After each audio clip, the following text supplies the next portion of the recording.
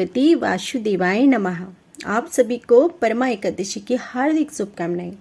भगवान श्री हरि आप सभी के एकादशी व्रत को स्वीकार करें और आपकी सभी मनोकामनाओं को पूर्ण करें। आज आप रसपान कीजिए परमा एकादशी की व्रत कथा का। एकादशी व्रत भगवान विष्णु जी को समर्पित होता है।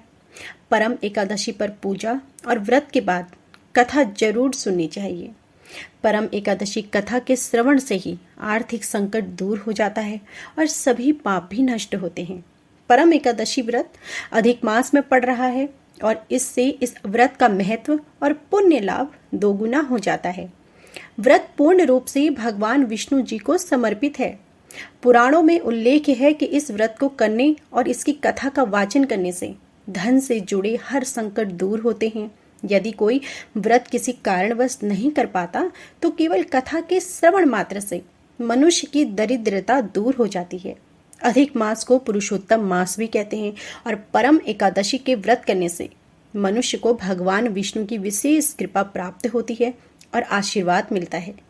सभी वैष्णव यानी भगवान विष्णु या उनके अवतारों को अपना स्वामी मानने वालों को परम एकादशी व्रत जरूर करना चाहिए और एकादशी व्रत रखकर इसकी व्रत कथा तो जरूर सुननी चाहिए। तो आइए आज रसपान कीजिए परम एकादशी की व्रत कथा का। अर्जुन ने कहा, हे कमल नयन, आपने शुक्ल पक्ष की एकादशी का विस्तार पूर्वक वर्णन कर मुझे सुनाया। अतः अब आप कृपा करके मुझे अधिक मास के कृष्ण पक्ष की एकादशी का क्या नाम है, इसमें किस देवता का पूजन किया जाता है तथा इसके व्रत से किस फल की प्राप्ति होती है और इसकी विधि क्या है, इन सब के बारे में मुझे बताइए। श्री भगवान बोले, हे अर्जुन, अधिक मास के कृष्ण पक्ष में जो एकादशी आती है वह परम एकादशी कहलाती है। वैसे तो प्रत्येक वर्ष 24 एकादशियां होती हैं। अधिक मास या मलमास को जोड़कर वर्ष में 26 एकादशियां होती हैं। अधिक मास में 2 एकादशी होती हैं, जो पद्मिनी एकादशी शुक्ल पक्ष और परम एकादशी कृष्ण पक्ष के नाम से जानी जाती है। इसके व्रत से सभी प्रकार के पाप नष्ट हो जाते हैं तथा मनुष्य को इस लोक में सुख तथा परलोक में सद्गति प्राप्त होती है।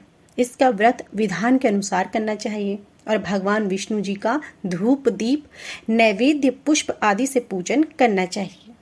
इस एकादशी पावन कथा को, जो कि महर्षियों के साथ काम्पिल्य नगरी में हुई थी, वह मैं तुमसे कहता हूँ, ध्यान पूर्वक श्रवण करो।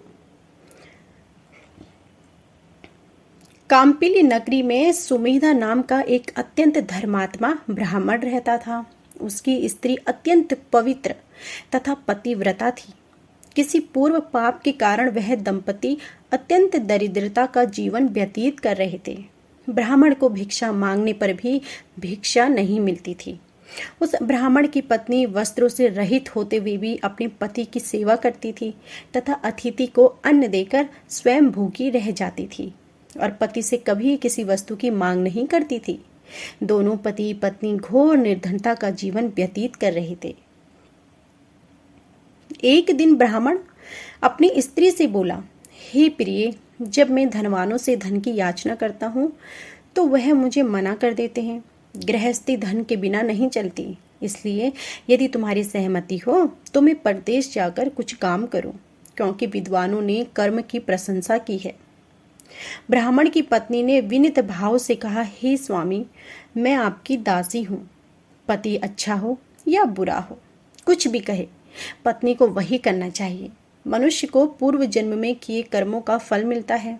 सुमेरु पर्वत पर रहते हुए भी मनुष्य को बिना भाग्य के स्वर्ण नहीं मिलता। पूर्व जन्म में जो मनुष्य विद्या और भूमि दान करते हैं, उन्हें अगले जन्म में विद्या और भूमि की प्राप्ति होती है। ईश्वर ने भाग्य में जो लिखा है उसे कौन टाल सकता है। यदि कोई मनुष्य दान नहीं करता तो प्रभु उसे केवल अन्न नहीं देते हैं। इसलिए आपको इसी स्थान पर रहना चाहिए, क्योंकि मैं आपका विछोह नहीं कह सकती। पति बिना स्त्री की माता पिता भाई स्व तथा संबंधी आदि सभी निंदा करते हैं। इसलिए हे स्वामी, कृपा कर आप कहीं ना जाएं। जो भाग्य में होगा वह हमें यहीं प्राप्त हो जाएगा।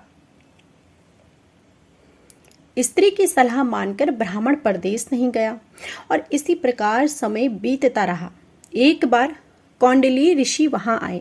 ऋषि को देखकर ब्राह्मण सुमेधा और स्त्री ने उन्हें प्रणाम किया और बोले, आज हम धन्य हो गए। आपके दर्शन से आज हमारा जीवन सफल हुआ। ऋषि को उन्होंने आसन तथा भोजन दिया। भोजन देने के बाद पतिव्रता ब्राह्मणी ने कहा, हे ऋषिवर, कृपा कर आप मुझे दरिद्रता का नाश करने की विधि बतलाइए। मैंने अपने पति को परदेश में जाकर धन कमाने से रोका है। मेरे भाग्य से आप आ गए हैं।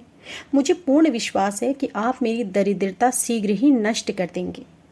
अतः आप हमारी दरिद्रता नष्ट करने के लिए कोई उपाय बताएं। ब्राह्मणी की बात सुनकर ऋषि बोले, हे ब्राह्मणी, मलमास के कृष्ण पक्ष की परमा एकादशी के व्रत से सभी पाप, दुख और दरिद्रता आदि नष्ट हो जाते हैं। जो मनुष्य इस व्रत को करता है वह धनवान हो जाता है। और इस व्रत में नृत्य, गायन आदि सहित रात्रि में जागरण करना चाहिए। यह एकादशी धन वैभव देती है तथा पापों का नाश करती है।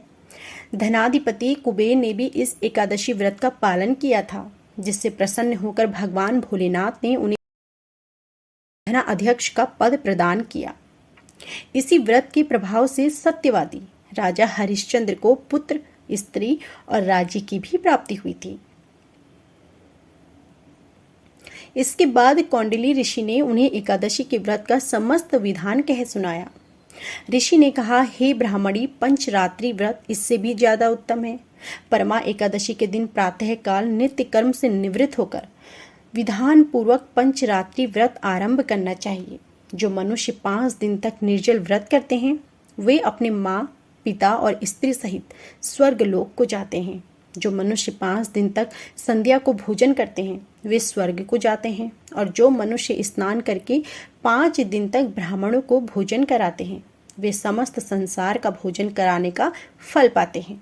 जो मनुष्य इस व्रत में अश्वदान करते हैं उन्हें 3 लोकों को दान करने का फल मिलता है। जो मनुष्य उत्तम ब्राह्मण को तिल दान करते हैं वे तिल की संख्या के बराबर वर्षों तक विष्णु लोक में वास करते हैं। जो मनुष्य 5 दिन तक ब्रह्मचर्य पूर्व रहते हैं वे देवांगनों के साथ स्वर्ग को जाते हैं।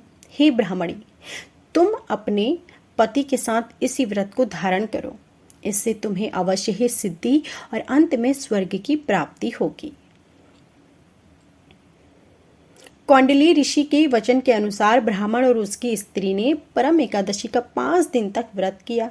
व्रत पूर्ण होने पर ब्राह्मण की स्त्री ने एक राजकुमार को अपने यहाँ आते देखा। राजकुमार ने ब्राह्मणी और ब्रह्मा जी की प्रेरणा से एक उत्तम घर, जो कि सब वस्तुओं से परिपूर्ण था, उन्हें रहने के लिए दिया।